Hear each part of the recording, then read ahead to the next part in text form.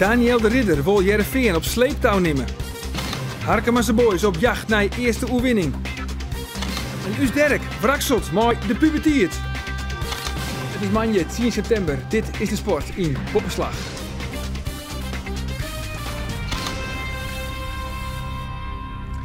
Goejoen. In het komende jaloeren zit de Frieske sport weer centraal. Maar een soort voetbal, zo hebben we bij Heerenveen-onvoller Daniel de Ridder West verder nog het amateurvoetbal met onder oren omtinken van de sneurshaatklasse. Hoe gaat het met Harkemasse Boys en hoe gaat het met ONS Snits? We letten boven dat ik alvast een fabrokation van de documentaire oer Klaas Jongsma en Sippy Tichelaar. Zij dienen deze simmer voor het laatste verslag op radio van het Scootjesjoen. En het is alweer even lien, maar we brengen Joen ook weer het laatste nijs oer uw eigen hinder Derk Buitenzorg. Dat al je razen, nou eerst het voetbal. Daniel de Ridder is mij zien 28 jaar een van de spelers met de meeste ondervinding bij Sportclub Heerenveen. De Ridder had in elk geval de meeste clubs achter zijn namen staan. Door Daniel de Ridder 21 jaar wie ging hij van Ajax naar het Spaanse Celta de Vigo. En nou, zo'n letter, wil hij heel graag weer waarom naar Nederland. Om uiteindelijk bij Heerenveen uit te groeien tot een bepaalde speler. Het is maar een liedgroepje op de training van Heerenveen, want de selectie van Van Basten telt maar liefst 10 internationals die met haar loon op paard binnen voor de kwalificatie in het land. Alex Wieser, Ramon Zomer en Sven Kums. Maar waar is Daniel de Ridder? Ah, daar is er. En ontzag hier de flauwe witgrapjes. De Ridder kwam in augustus een week op proef bij Heerenveen, maar dat wie wel genoeg om Marco van Basten te uitzoeken. De Ridder krijgt een contract voor 1 jaar. En hij had mij zien 28 jaar al een soort clubs versleten. Ajax, Birmingham City, Celta de Vigo, Wigan, Apoel Tel Aviv en het Zwitserse Graashoppers. Maar nou, na zo'n hier is hij weer waarom in Nederland. Op persoonlijke vlakken was ik wel weer toe aan Nederland, zeg maar. En ook op sportief gebied had ik bij Graashoppers een heel lekker jaar gespeeld. Alleen de Zwitserse competitie trok me niet meer zo aan als de Engelse of Spaanse waar ik heb gespeeld ook. Dus toen had ik voor mezelf besloten van nou, ik zou graag ook wel terug weer willen naar de Eredivisie. Maar op persoonlijk vlak zeg je dan? Wat bedoel je daarmee? Nou ja, het is gewoon leuk. Je bent 7 jaar weg geweest en het is toch niet altijd even makkelijk in het buitenland. En zeker niet als je zeg maar veel overstappen maakt. Dus ik heb meerdere landen wel, daar heb ik dan gewoond. En het is wel lekker om weer wat stabiliteit te hebben, zeg maar. In Zwitserland had ik 3 aanbiedingen. Ja, ook in Duitsland had ik een aanbieding. En dan ben ik toch, ik had zoiets van, nou, dit is toch een leeftijd waarop je wel een duidelijke keuze moet maken voor jezelf. En dat is de keuze die ik heb gemaakt.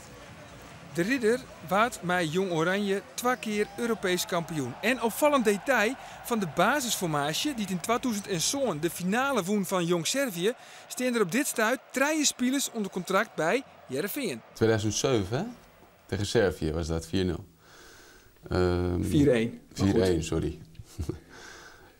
Gianni speelde. Zuiverloon, dat is goed. Ramon Zomer, of was die was er 2006 bij, hè? Ja, dus Gianni. Arnold Kruiswijk speelde ook, toch? Dat is heel scherp. Nou, dat zijn er dan 3. En jij natuurlijk. Ja, dan zijn het er 3. Ja, is dat nog iets, heel keurig trouwens, maar is dat iets waar je het ook nog wel over hebt in de kleedkamer? Of? Ja, dat is natuurlijk wel, dat zijn ook de jongens die ik kende toen ik hier binnenkwam. En dat is een hele mooie herinnering. Van Basten zocht in de tarrieding nog een vleugelonvoller. En met de Ridder is die vacature nou invuld. De Ridder is trouwens net een onbekende van Van Basten. Toen Van Basten nog jeugdtrainer wie bij Ajax, had hij ook al maar hem werken. Maar de Ridder is al lang net meer die flegmatieke vleugelonvoller zoals hij wie bij Ajax. Toen was hij echt rechtsbuiten, stond hij vaak aan de buitenkant. Hij wilde heel veel de bal hebben. En elke keer als hij die bal had, was hij heel driftig eigenlijk om daar zijn man te passeren en om zich te laten gelden. En dat hebben wij toen ook meerdere malen met hem besproken. En inmiddels speelt hij dus wel als een geroutineerde speler heel anders. En, veel volwassener. Ja, ik heb dat ook met hem besproken en dat zag hij zelf ook. Dus er is nu veel meer rust. En als er een bal overgespeeld moet worden, speelt hij hem over. En als het moment daar is om een actie te maken, maakt hij de actie. Dus veel meer balans. En goed, dat is op zich mooi om te zien dat zo'n ontwikkeling toch uiteindelijk de goede kant uit gaat. De Ridder is dus een oren voetballer worden, maar net alleenig in het veld, ek vooral der boeten. Hij is een leiderstype en Daniel de Ridder kan een ploeg op sleeptouw nemen. Bij Grasshoppers was ik dat wel. Toen ben ik na 6 maanden ook tweede aanvoerder geworden en heb ik die band ook meerdere malen gedragen. Nou, ik denk dat is een groepsgebeuren, denk ik. Was bij Grasshoppers gebeurde dat ook op een natuurlijke manier. Ik speelde lekker, ik was een van de belangrijkere spelers. En ja, dan zou ik ook de persoonlijkheid kunnen hebben om andere spelers op sleeptouw te kunnen nemen. Maar is het wel een ambitie om hier aanvoerder te worden? Nou, nee, dat is niet per se een ambitie. Of ik die band draag of niet. Weet je, ik zal mezelf proberen te zijn binnen het veld. En ik zal daar waar moet proberen leiderschap en ervaring te brengen. Maar dat gaat niet per se om die aanvoerdersbanden. Van Basten hier 2 weken nog farse kritiek op de Heerenveen-directie. Nevens hem is de selectie net sterk genoeg en wordt het dit seizoen wrakselje in het rechterrietje. Hudde wudden. Maar toch is Daniel de Ridder net skrokken van de kritiek van zijn trainer. Nee. Waarom zou ik ervan schrikken? Nou, dat gaat jullie toch wel aan. Als hij zegt de selectie is niet sterk genoeg. Ja, maar ik zelf was toen net nog te kort hoor, bij de selectie om daar echt een mening over te hebben. Ik denk dat ik kan alleen maar spreken voor wat er nu is. En ik denk dat ook met de versterkingen die er binnen zijn bij de club, dat er zeker wel potentie in de groep zit en progressie. Wat is er dan mogelijk? Er is veel meer mogelijk dan alleen maar stoeien in het rechterrijtje. Dat zal de tijd uitwijzen. Hij houdt hem nog wat op de vlakte, maar mooi de Ridder iepent Heerenveen de onval op het linkerrietje. Harkema's Boys, hier een poer beste tarrieding op het nieuwe seizoen. De wat woen van ploegen uit de Jupiler League, van Veendam en van Almere City. Maar in de competitie zit de ploeg van trainer Willem Brouwer nog altijd op 0 punten. Sneun nam de ploeg het in de thuiswedstrijd op tegen Staphorst. De eerste thuiswedstrijd van Harkema's Boys staat onder leiding van scheidsrechter Roelof Leunge. Verliezen weekendwater mooi 2-0 voor bij ACV. Sneun wie Staphorst mooi. Trainer Jan Verhaal de opbezitten. Maar 5 spelers bij de Harkema in de basis die de verliezen hier echt bij winnen. Een hastvol slooien naar je ploeg dus. En dan hier Staphorst in ongeval. En de kans voor Lars Reuben van Staphorst. Maar die shit heel roer. De boys hier nou dan wel een protte balbezit. Driegen wel, maar biedt hem net. Johnson Bakuna. En goed schot, maar dat wordt pak terug keeper Alfred Knol. Hilarische momenten vaak in de wedstrijd. De delijkheid streelde er nog net van af. Hier de flashset en dan de flater van verdiende Robin Huisman de Jong. En wat paniekerig, maar goed ingrepen terug keeper Jacob de Vries. Voordat Roy Stroeve gevaarlijk worden kan. Bij 10 flipperkast voetbal. Hagenhuis Boersma, die loopt dan poer best al op Klaas Coltanus, maar zijn schot mist alle uitzoeging.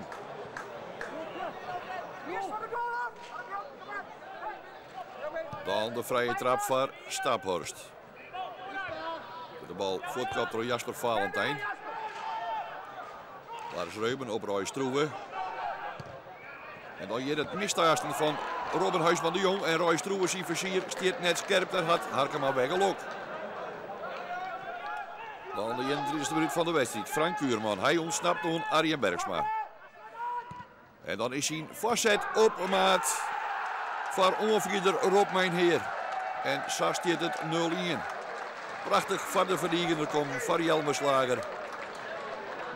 En de Harkema's Boys staan achter. In de tweede helft is de eerste kans bij van Staphorst. Voorzet van Mark Schra en dan komt de bal van de voeten van Frank Kuurman. Prachtige beweging, maar zijn schot wordt nog correct gekregen. De boys zetten dan een offensief in. En dan komt de bal bij invaller Heine Uldrichs. Maar de redding van keeper Alfred Knol mooi er wezen. Er komen meer kansen. Lange bal naar voren. Hagenhuis Boersma die kopt terug. Martijn Bakker zit dan mis en dan is het Klaas Coltanus mooi het schot. Maar weer een prima redding van die keeper Alfred Knol. Hier het duel om de bal mooi Jelmer Mullender. En die mag het dan al is. En dan komt spits Roy Stroeve in stelling. Prachtige redding van keeper Jacob de Vries. Ontwakje ta. Hij houdt zijn ploeg nog in de race. Staphorst creëert meer mogelijkheden. Prachtig hakje hier op Martijn Brakke. En die speelt de keeper uit en dan moet hij scoren. Maar hij looit de bal jonken de goal. De wedstrijd rent er nooit aan en de boys zetten nog eens aan. Hein Boersma die het terugkomt. Robbenhuis van de Jong via de voet van de Staphorster Jonken. En de hoekschop zou echt niet opsmieten. Dan de 89e minuut van de wedstrijd. De hele ploeg van de boys op de helft van het zeerstand om de leaguemaker te verscherien. En dan is de counter van Staphorst degelijk. Martijn Brakke. En een fantastische goal. En zo staat het 0-2. Onhoudbaar diagonaal insketten. En zo verliezen de boys 0 thuis, mooi 2-0. 0 punten, 0 goals. Ja, en Harkema's boys na 2 wedstrijden dus nog altijd met lege handen. En dat is wel schrikken op Sportpark De Bosk.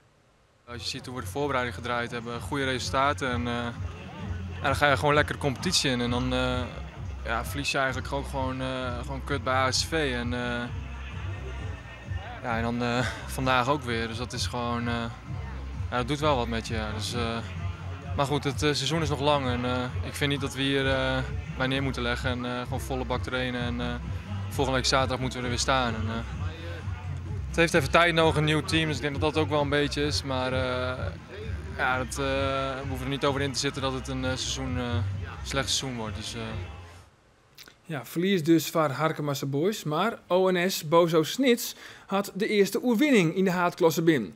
Op bezitte bij Flevo Boys, en dat wie op papier een echte topper, water mij maar liefst 4-0 woen. Verleden week liet ONS de oerwinning in blessuretijd liggen. Het waard toch een eigen goal in de laatste minuut 2-2 in Berkem. Tje Flevo Boys gaat het een stuk beter. Na 20 minuten Sander van der Heijden behoort het oersjoch en Curti González van dichtbij 1-0 voor de Snitsers. 4 minuten voor het skoft. De actie van Ale de Boer vindt Sander van der Heijden. Die had de vrijheid en een prachtig schot in de vierde hoeken. 2-0 voor ONS Snits. De ronde van het strafschopgebied krijgt er te veel ruimte. En Sander van der Heijden liet keeper Hessel Altenburg kansloos. In de tweede helft, na een Lieds kwartier. Mooie aanval. Mark de Vries luidt weer om op Van der Heijden. En dan de hensbal van Pieter Westra. De scheidsrechter had het zien. Jout Westra zijn tweede gele kaart. En dat betekent dus reed voor de verdediger van Flevo Boys. Die het er net mee eens is. Maar in de herhaling is wel degelijk te zien dat Westra de bal op de hand krijgt. En dus is het een terugte strafschop. Van der Heijden achter de bal. En het is 3-0 voor ONS. En het wordt nog slimmer voor de thuisploeg Flevo Boys. Arjen Spaan, balverlies, wil het corrigeren. Jouwt een skop on Jacob Noordmans. Ook dat had de scheidsrechter Sjoen een directe rode kaart. En dus moet Flevo Boys maar 9 man verder. En dan is er voor Harren vanzelfs geen begin noen. En helemaal net als je zo makkelijk de bal inlevert op het middenveld. Curti González, hij profiteert. Allingig op Altenburg aan en hij rondt het keurig aan. 4-0 voor ONS en de eerste oorwinning van het seizoen is binnen. Dan de stoorn op kaart in de haatklasse. ONS Snits gaat op basis van het doelsaldo onder de leiding. En opvallend is dat er net 1 ploeg zonder puntenverlies is na 2 wedstrijden. Harkema's boys zit together met WHC onderaan. Bij de ploegen had nog geen punten. Sneu neemt ONS het thuis op tegen HZVV op een naaie topper. En Harkema's boys moet op bezitte bij Nunspeet. Klaas Jonsma en Sippy Tichelaar zijn 34 jaar wien ze net los te tinken van het scootjesiel. Maar het zit erop. Beide verslagjouwers hebben dit hier naam van de scootjevloot en van haar zijn vertrouwde rubberbootje. Morgen dan stuurt Omroep Friesland een documentaire uit hoe de beide scootjecorriveeën. In Boppenslag joert alvast een fabrioke. Het evenement is het evenement. Het is net afhankelijk van een verslagjouwer. Nooit. Dan weet verdorie net best dat zij een soort decor winnen wat ik mijn showing opvier. Ik ben net meer als een verslagjouwer. Freelance bij een omroep. Die heet Jolien of net. Hier is het wel van? 1 jaar, maar ik moet er net aan denken dat ik mij 20 hier in zijn bootje mezelf rondvind en denk, help wat doe je? Er is een valse start. Ja, nummer 11 en dat dat klopt. Het jouw is goed, ze zou pas. Nee, lemmer, dat zie je dus. Nee, dat was ze. Eerst al, nou dat is het zie je. Nou, dat klopt het wel, dat is nou. Deze groep die zit net in Sjen, zat ik ze nou heel iets zoen, hè. Zij in close-up. Want als je er wat dichterbij woont, dan zou je gewoon Henk Skippers van... Even er dichterop, jong, en dan komen we haast praten met de skippers. En dat, ja, of bij de vakkenist, dat je gewoon even goed zien woont van, nou, wat was eigenlijk? Ben je nou wel geconcentreerd of net? Ja, dat kan nou je net meer zelfs. Maar je kunt altijd nog wel zien op afstand. Maar dan komt nou de jouwer. Oer, stuurboord. De stuurboord moet voorrang gaan. En de schipper naar het bakboord. Daar komt achter Grauw, komt hij Jennewoud. Maar er zit een gat tussen Grauw en Jennewoud. Dat gat, daar zou de jouwer in broezen kennen. De jouwer kent erin broezen, die krijgt het nog meer gang. Het is altijd prachtig om te zien wat er zijn. En soms is het wel wat vertraagd. En het verschil met de werk ook niet, dat is ik altijd vraag. Ja, is dat zo? Ja. Nou, Klaas zit er wel zo'n verder als wij zeggen, weet het idee wel. Ik had in de reclame bij en had Klaas nou een spannende situatie. Ja. En die is al lang weg, maar voor het publiek. Dan vertelde nog even hoe het krijgt weer. Daar kan ik van genieten. Ook al ben je er niet bij geweest en je hoort zijn wedstrijdverslag of je zit thuis voor de radio, je voelt echt de spanning en daar maakt gewoon een fantastisch schouwspel van. We zijn kijk, waar maar de takken meer over nemen. Je kan natuurlijk makkelijk kritiek gaan. En de beste stuurlui die zit hier, dat is altijd zo. Maar ik bedoel, ja, zie je maar een paar dit zou goed dwang kennen. Dat zijn ze alle mensen wat maast nou het horen hier. Maar dat scootsysteem net en och en wat ze het mis en dit. En nou, ja dan denk ik, eigenlijk de enige mogelijke gedachte. Wat heeft nou mooi 3 weken oer, midden in de zomer. Wat zegt mij die fantastische tijd van. Met al die impulsen die van dit mooie Friesland op die komen. Daar is ik nog wat met dat scootsysteem. Creatief of wat. Bij een beetje wat meer is als alleen maar van zijn radio te tetteren van wat je zegt. Nou, en dat is een geweldig idee. Dat nou ren ik wel vol om het oor hier een scootje-tournee te doen. Maar hele mooie beelden, dus ik wil je het mee om op Friesland regelen. Ja. Dat heeft van die prachtige beelden van die scootje en daar commentaar bij. En dat natuurlijk een cabaretesk commentaar. En dan is de boer op. En dan ging de boer op. Nou, en dezelfde wie maar wat voortvallen. Ja, dan ben je helemaal voort in dit klassement. Ja, wat grappig is van het comité hier, dat we zijn hem nog uitstellen. Want er willen nou eerst wat bij verwachten. Die zei om wat voor reden. En dat vind ik wel een goede mentaliteit. Zitten en dan maar put. En als ze zinken, dan ben we erbij. Ja, dus we kunnen smullen van met je. Dit wordt een fantastische middag. Zes Klaas, ik missen? Ja, verzels. Verzels zullen Klaas missen. En vooral die chaos van Klaas. Dat hij weer op een banaan zit en die wil hij dan opeten. En zijn ballen sopt in de molken die hij meegenomen heeft. En ja, dat zul ik wel missen, ja, als hij daar mooi aan de gang gaat.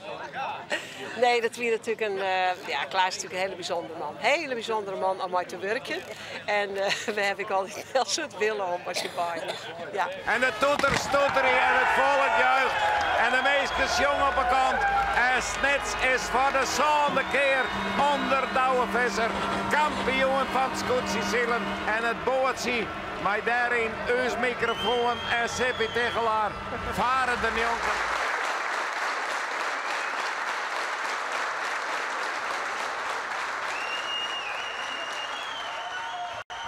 En Montejoen, tiesje dus, dan is de volslaande documentaire over Klaas en Sippy bij u bij Omroep Friesland te zien.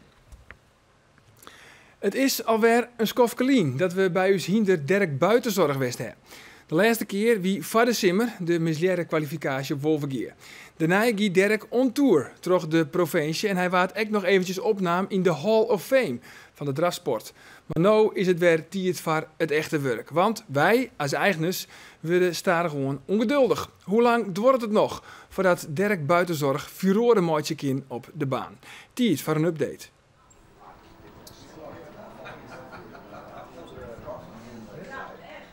Nou, nergens net om. Maar dat duurt het wel lang met het hinder. Ja, we hebben nog haast niet hier. Er moet haast wat gebeuren net. Ja, hij moet de baan op. Ja, ik vind net dat het lang wordt, want die kwalificatie hebben we in juli gehad. Maar het is nu in de zomer wel stil geweest vanzelf. We willen nog wel weten hoe het verder hier. Ja, hebben we nog donateurs? Ja, donateurs kunnen we altijd broekelen, dat duidelijk bij. Want het is wel een proces wat nog even terug hier en het kost het allemaal wel.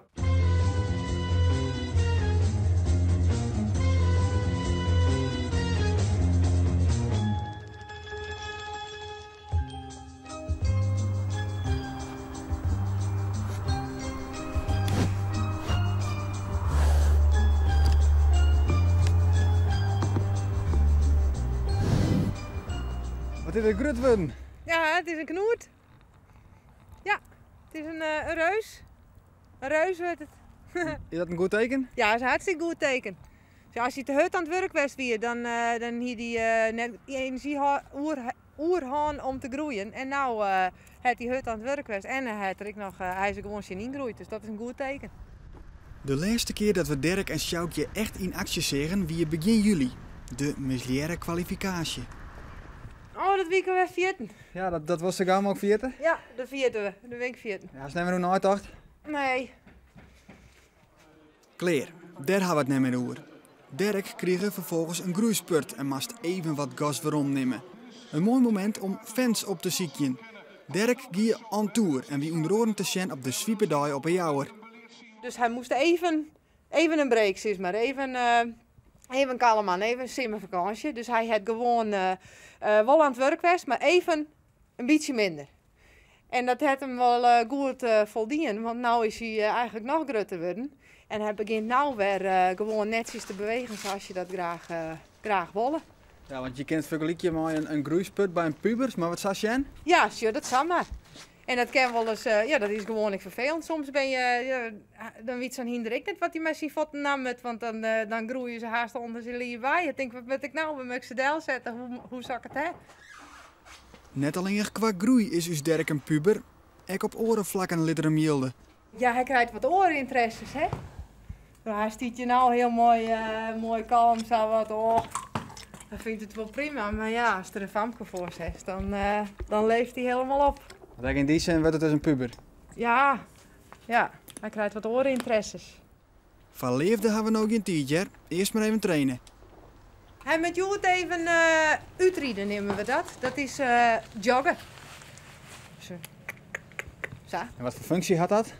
Het is goed voor zijn conditie. En het is gewoon lekker relax.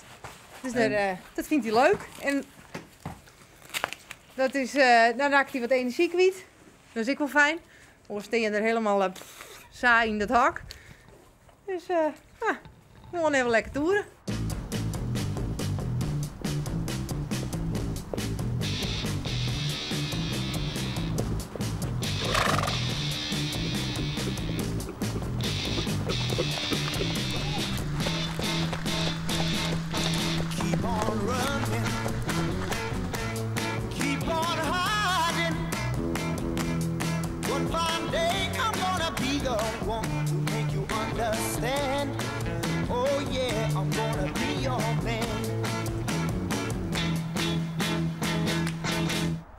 Hij moet eerst nog een paar keer oefenen op de baan en hij moet gewoon mooi aan het werk blijven.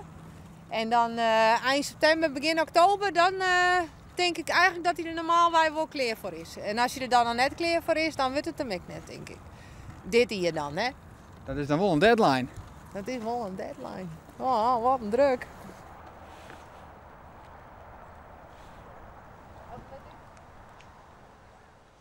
En in Kwatten is us Dirk te zien in Droegam. Hij is daar dan speciale gast bij de Gondelveert op Tjilm. Dat zal wezen op 22 september. En voor alle fans wordt er dan een meet and greet organiseren. Voor de Lietse fans is er in de onderin ook nog een kleurwedstrijd met een kleurplaat in de lokale kranten. En dan zag hier de sport op deze manje. Nou, daar is een keer weer naar het Frieske Nijs in Joert. Voor nu nog een hele gezellige jongen. Dag.